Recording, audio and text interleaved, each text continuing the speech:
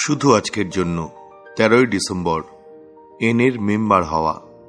এনের সদস্য হওয়ার জন্য যে একমাত্র প্রয়োজন তা হল মাদক সেবন বন্ধ করার আকাঙ্ক্ষা।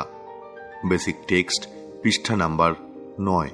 আমরা সবাই এমন কিছু লোককে চিনি যারা নার্কোটিক্স অ্যানোনিমাসের থেকে উপকার পেতে পারে। আমরা জীবনের নানা ক্ষেত্রেই এমন সব ধরনের মানুষের মুখোমুখি হই।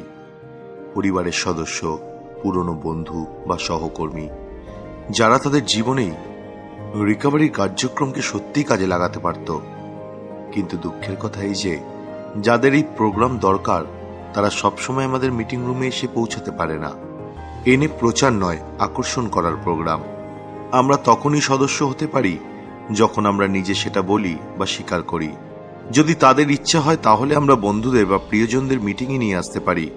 কিন্তু জীবনের যে পথটি আমাদেরকে নেশার থেকে মুক্তি দিয়েছে, আমরা তাদেরকে এই পথটিকে আপন করে নিতে বাধ্য করতে পারবো না।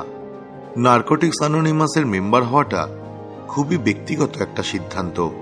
সদস্য হতে চাওয়ার ইচ্ছাটা একজন নেশারীর মনের ভেতর থেকে জেগে ওঠে। জোর করে মিটিংয়ে উপস্থিত হতে বাধ্য করিয়ে খুব বেশি দিন কাউকে মিটিংয়ে ধরে রাখা যায় না। যে নেশারীরা এখনো কষ্ট পাচ্ছে, সুযোগ পেলে একমাত্র তারাই নির্ধারণ করে নিতে পারবে যে তারা নেশাশক্তির কাছে শক্তিহীন কিনা।